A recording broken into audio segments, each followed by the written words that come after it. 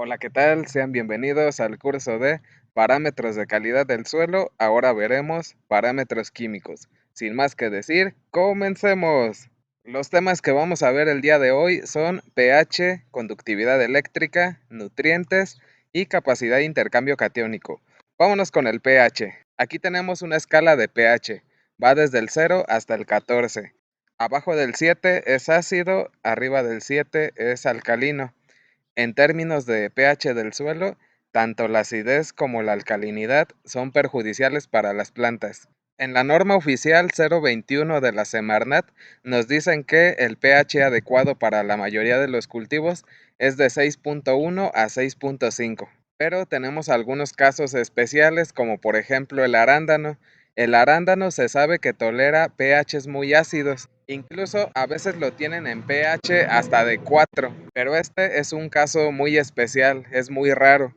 La mayoría de los cultivos no toleran pHs tan ácidos ni tan alcalinos. La gran mayoría tienen un pH adecuado entre 6.1 y 6.5. Aquí tenemos una gráfica que nos va a ayudar a entender cómo se relaciona el pH con la disponibilidad de nutrientes. Miren, fíjense bien lo que voy a encerrar.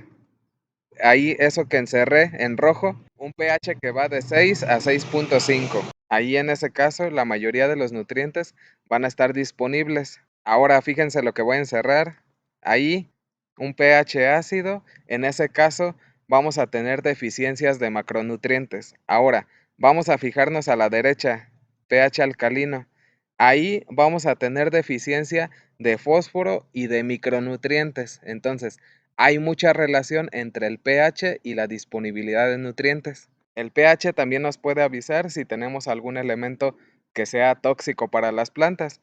Por ejemplo, si tenemos un suelo ácido, es muy probable que tengamos muy alto el aluminio, porque en condiciones de acidez se solubiliza. Y si tenemos pH alcalino, puede ser que tengamos problemas con carbonato de magnesio o que tengamos un exceso de sodio. Ahora vamos a hablar un poquito de conductividad eléctrica. La conductividad eléctrica está muy relacionada con la salinidad del suelo. Aquí tenemos los rangos para interpretar la conductividad eléctrica y fíjense muy bien lo que voy a encerrar. Ahí está, eso que encerré de rojo. La mayoría de los cultivos tienen esa tolerancia de menos de 1 a 2. Ahí es donde se desarrollan bien. Pero ahora, la gran pregunta, si yo tengo un suelo salino o fuertemente salino, ¿quiere decir que no puedo producir ahí? Pues no necesariamente, porque podemos utilizar portainjertos tolerantes a la salinidad. Esto se utiliza mucho en frutales y en algunas hortalizas como son los jitomates. Entonces, esto de la salinidad del suelo es muy relativo. Claro, obviamente, entre menos salino esté un suelo, pues mejor vamos a poder manipular la nutrición. Pero si el suelo es salino o fuertemente salino, de todos modos tenemos esa opción de utilizar portainjertos tolerantes a la salinidad y se ha observado que producen muy bien y de muy buena calidad. En México ya tenemos muchos portainjertos comerciales. Ahora vámonos con los nutrientes. Esta parte de los nutrientes se las voy a explicar de manera muy general, sin meternos en grandes rollos. Pero primero tenemos que hacer una pequeña aclaración con el fósforo. En los laboratorios tienen dos métodos para determinar el fósforo. ¿Cuál de los dos van a escoger? Pues eso va a depender del pH que tengamos. Si el suelo es ácido, van a utilizar el método de Bray. Si el suelo es alcalino, van a utilizar el método de Olsen. Pero hay algunas excepciones donde el suelo es alcalino y utilizan el método de Bray. Eso lo hace mucho Fertilab. Y tú te estarás preguntando, bueno, si el suelo es alcalino, ¿por qué utilizan Bray? Si se supone que Bray es para suelos ácidos.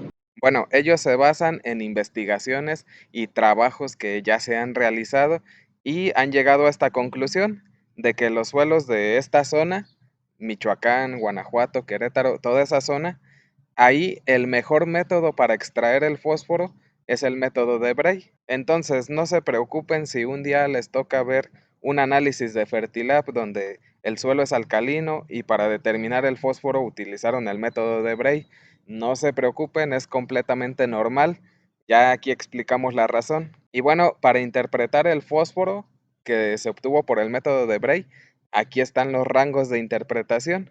Aquí tenemos los rangos para saber si el fósforo está bajo, medio o alto. Y aquí tenemos la tabla para interpretar el fósforo obtenido por el método de Olsen.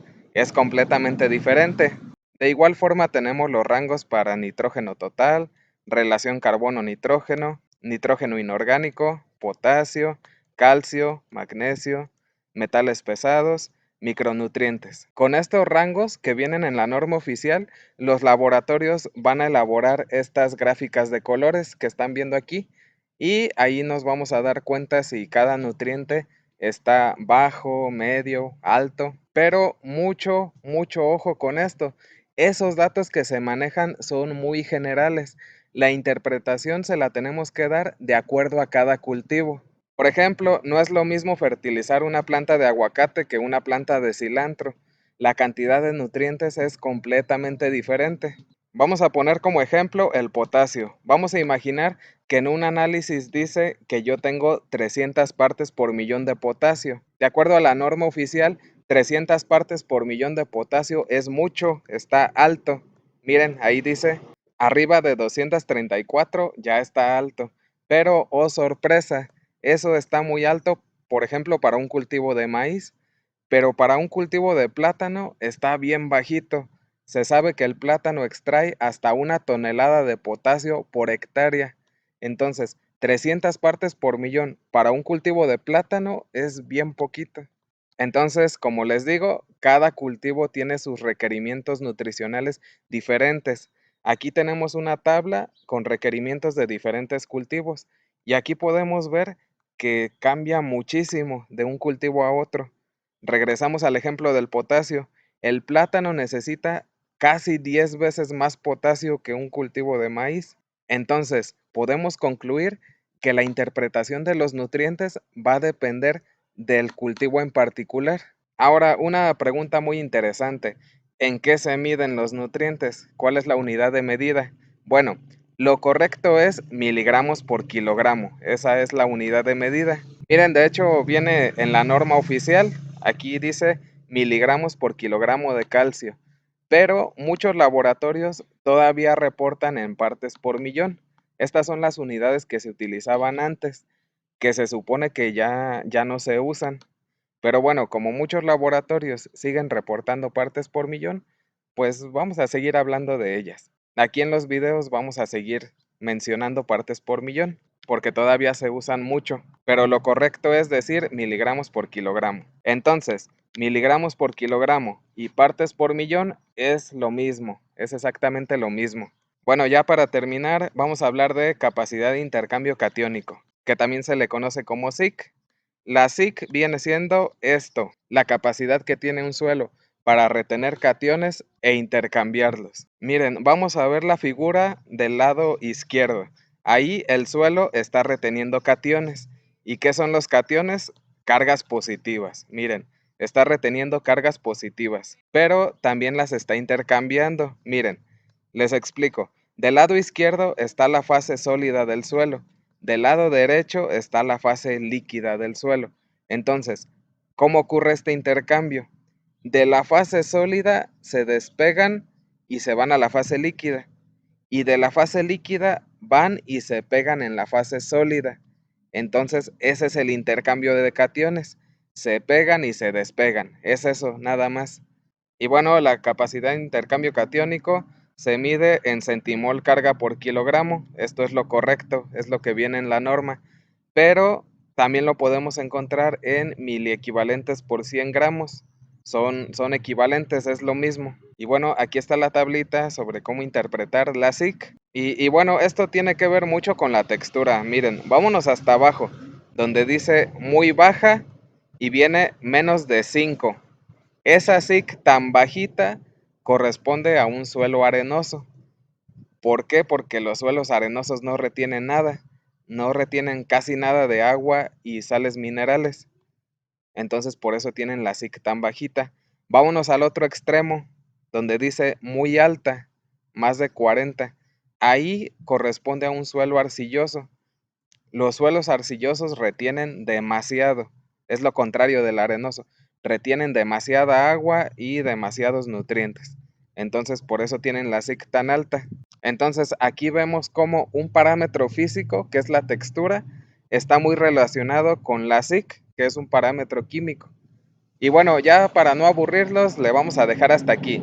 Te invito a que revises los demás capítulos de esta serie, donde, si no estoy hablando de nutrientes, estoy hablando de unidades de medida. Todo eso y mucho más en la lista de reproducción que dice parámetros de calidad del suelo. Date una vuelta, ve los videos y si te gustan, suscríbete. Subo video cada vez que se puede. Eso sería todo por el día de hoy. Si te gustó el video, por favor déjame tu poderosísimo like, suscríbete al canal, comparte y nos vemos en el siguiente video. Hasta la próxima.